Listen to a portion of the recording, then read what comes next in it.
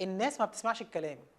يعني بنقول يا جماعه عشان تنجح في البيزنس بتاعك ويبقى مستقر ومربح اعمل واحد اتنين تلاته.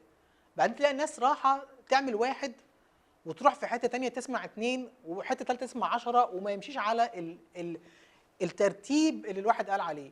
بشوف ناس اول ما بتدخل عالم صناعه المعلومات معانا نقول لهم يا جماعه ما تفكرش في شراكات الا لما توصل للمرحله دي ان انت لوحدك ناجح. انت لوحدك ناجح. وبعدين الاقي اسوأ حاجه بتحصل عندنا في الوطن العربي. اسوأ حاجه بتحصل في الوطن العربي. يلا نعمل مع بعض جروبات واتساب وندخل نساعد بعض ونعمل شراكات مع بعض. هو بصوا انا هقولها كده يعني زي ما بيقولوا ايه، هقولها صايمه. يعني لو انا داخل معاك في جروب واتساب وانا لسه مش ناجح، انا جوه عقلي سب كونشسلي في العقل الباطن انا عايز ادخل مع حد يساعدني ان انا اطلع.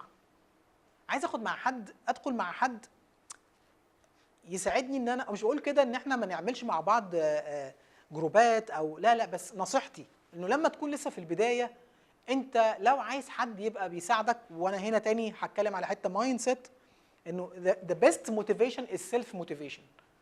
افضل تحفيز ممكن تحصل عليه في هذه الحياه هو انك يبقى عندك القدره انك تحفز نفسك بنفسك، ما تبقاش مستني تحفيز من البيئه المحيطه حواليك، لان دي عضله هتكمل معاك بقيه حياتك. انت مش ضامن اي حد هيبقى بيحفزك النهارده موجود معاك بكره ولا لا. لكن اذا كان لابد منه وعايز جروبات وكلام من ده ما اعرفش ايه، دور على الحاجه اللي احنا بنسميها accountability partner. واحد يبقى موجود معاك هو بس موجود علشان يخليك تحافظ على انك شخص مسؤول.